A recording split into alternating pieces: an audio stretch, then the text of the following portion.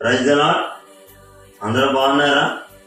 మరొకసారి ఈ నెలలో అందరికీ కూడా హ్యాపీ క్రిస్మస్, మెర్రీ క్రిస్మస్. పరిశుద్ధ గ్రంథం నుంచి మత్తయి సువార్త 2వ అధ్యాయము 10వ వచనం చదువుకుందాం. వారు ఆ నక్షత్రమును చూచి అత్యానందభరితులై ఇంటిలోనికి వచ్చి తల్లి అయిన మరియను ఆ శిశువును చూచి సాగిలపడి ఆయనను పూజించి తమ పెట్టెలు విప్పి బంగారమును, సాంబ్రాణిని, బోళమును కానుకలుగా ఆయనకు సమర్పించిరి.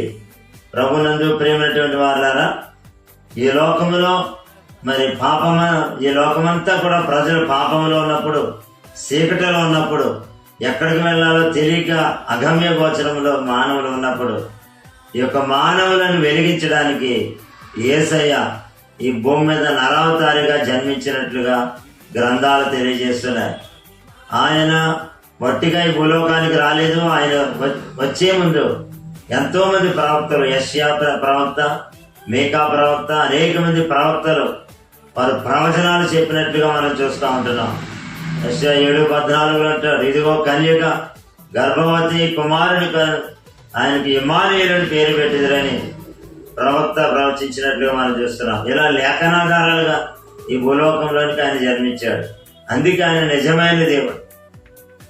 అంతేకాదు, ఆయన జన్మించే ముందు ఒక నక్షత్రము పాలస్తీనా దేశంలో బెత్లెహేమైనటువంటి ఆ గ్రామంలో ఒక నక్షత్రం అక్కడ ప్రత్యక్షమైనట్లుగా మనం చూస్తూ ఉంటున్నాం.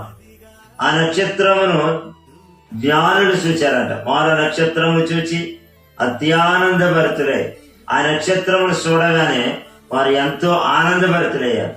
అంటే నక్షత్రము దేనికి సాదృశ్యం? నక్షత్రము యేసయ్యకు సాదృశ్యంగా మనం చూస్తూ ఉంటున్నాం. ఆయన పుట్టే ముందు ఆ యొక్క ఇంటి మీద నక్షత్రము జన్మించినట్లుగా మనం చూస్తున్నాం. ఆ నక్షత్రాన్ని వారు వెంబడించారు. అంటే నక్షత్రము ప్రకాశించేది. మన యేసయ్య కూడా అసలైన నక్షత్రం ఎవరంటే నిజమైన స్టార్ మన యేసయ్య మాత్రమే. వారు ఆ నక్షత్రం అనగా యేసుని చూడగా మన జీవితాలు వెలిగించబడతాయి, మన జీవితాలు ఆనందమయముగా మార్చబడతా ఉంటాయి. ఎందుకంటే పరిశుద్ధ గ్రంథంలో దానియేలు గ్రంథం 12వ అధ్యాయం 3వ వచనంలో చూసినప్పుడు, నీతి మార్గమును అనుసరించినట్లు ఎవరు అనేకులను యేసయ్య వైపుకు తిప్పుతారో, యేసు మార్గంలో నడిపిస్తారో వారు నిరంతరము నక్షత్రాల వలె ప్రకాశిస్తారు. ఎవరైతే దేవుని సేవ చేస్తూ అనేక మందికి స్వార్థ ప్రకటిస్తారో వారే నక్షత్రాల వలె ప్రకాశిస్తే మరి ఇంకా మన యేసయ్య ఎలాంటి నక్షత్రం? ఆయన నిజమైనటువంటి సూపర్ స్టార్, నిజమైన నక్షత్రం. ఆయన్ని వెంబడించేవారు కూడా నక్షత్రాల వలె నిరంతరం కూడా ప్రకాశిస్తారట. అందుకే ఈ రోజు మనము యేసయ్యని వెంబడించాలి. యేసయ్యని వెంబడిస్తే మన జీవితాలు కూడా ఆనందమయంగా మార్చబడతాయి. ఆ నక్షత్రం చూసి అత్యానందభరితులయ్యారు ఆ జ్ఞానులు. వారు తల్లి అని మరియను ఆ శిశువును చూచి సాగిలపడ్డారంట.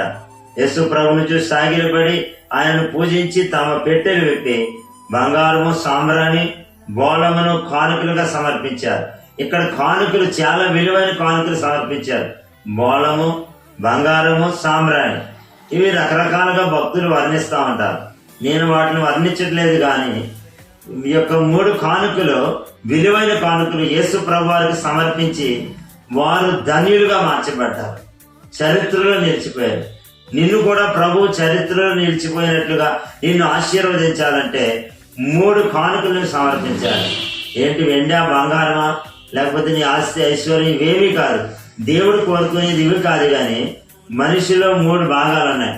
ఒకటి ఆత్మ, రెండవది ప్రాణము, మూడవది శరీరము.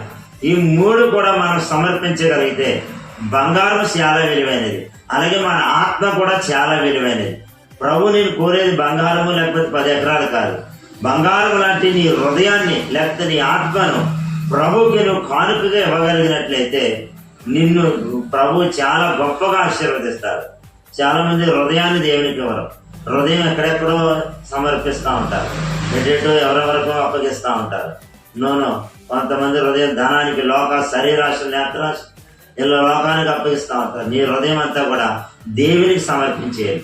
నువ్వు మాట్లాడినా, నువ్వేం చేసినా, నువ్వు ఎక్కడున్నా యేసయ్య యేసయ్య అంటూ నీ హృదయం ఉండాలి. దేవునికి సమర్పించాలి. రెండోది మరి అలాగే 3 కదా, ఒకటి ఆత్మ, హృదయం, రెండోది ప్రాణం. నీ ప్రాణాన్ని కూడా దేవునికి అర్పించాలి. నీ ప్రాణం. మూడవది కానీ శరీరం. నీ శరీరాన్ని కూడా దేవునికి సమర్పించాలి. చాలా మంది దేవుడి శరీరాన్ని సమర్పించాలంటారు. ఈ శరీరాన్ని లోకానికి ఎక్కడెక్కడికో వాడుతూ ఉంటారు. దేవుని పని కొరకు వాడరు, దేవుని కొరకు తిరగరు. 6 రోజులు వారి పని కోసమే తిరుగుతూ ఉంటారు.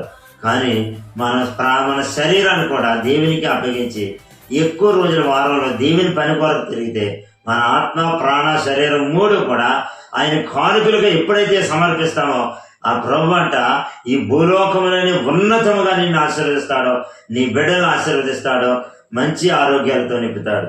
కనుక ఈ యొక్క యేసయ్య పుట్టినరోజు సందర్భంగా ఈ నెలలో మనము యేసయ్య వలె మరి యేసయ్యను చూచి ఒక నక్షత్రముగా మనము ఈ యొక్క ఆత్మ, ప్రాణ, శరీరాన్ని సమర్పిస్తే ఒక నక్షత్రముగా నిన్ను కూడా భూలోకంలో ప్రకాశింపజేస్తున్నాడు, చేయబోతున్నాడు. అట్టి కృప మనకు అనుగ్రహించును గాక.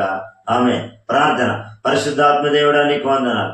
ఈ సమయంలో ప్రభా ఈ మాటలు వినిచినటువంటి ప్రియ బిడ్డలందరినీ ఆశీర్వదించు నాయన.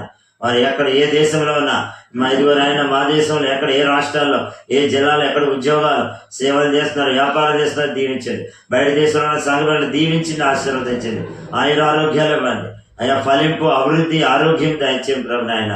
ఈ రోజు బర్త్డే, మ్యారేజ్ డే జరిగించుకున్న బిడ్డలందరూ దీవించింది, ఆశీర్వదించండి. ఈ రోజు వారి రాకపోకల్లో వారి బిడ్డల నాయన స్కూల్ ప్రయాణాలు, రాకపోకలు క్షేమాన్ని ఇవ్వండి. వారి వ్యవసాయాలు, వ్యాపారాలు, ఉద్యోగాలు అయ్యా సమస్తం దీవించమని ఆయన. ఇదిగో ఉద్యోగం లేని బిడ్డ ఉద్యోగాలు, వివాహాలు జరిగించింది. గర్భిణీలకు ఈజీ డెలివరీ దయచండి. బిడ్డ లేని గర్భాలు తెరవండి, ఉద్యోగాలు తెచ్చండి, వివాహాలు జరిగించండి ప్రభా. ఇదిగో దేవా మంచి స్థలాలను అనుగ్రహించమని, వారి అప్పులు తెచ్చబడాలి, వారి బాకీలు తిరిగి రావడానికి సహాయం చేయండి. కుటుంబాల క్షేమం, సంతోషం, ఆనందం దయచేయండి ప్రభు ఆయన. కుటుంబాల సమస్యలన్నీ పరిష్కరించండి. ఎంతమంది అయితే ఈ మాటలు వింటున్న వారు బలహీనులుగా ఉన్నారో వారందరూ ముట్టండి, స్వస్థపరచండి. దేశం, రాష్ట్రం, ప్రపంచాన్ని దీవించండి. సేవకుని, సేవకురాలు బిడ్డలు బలపరిచి వాడుకోనమని, ఈ దినమంతా నీ కాపుదల దయచేయమని యేసు నామములో అడుగుచున్నాము తండ్రి. ఆమేన్.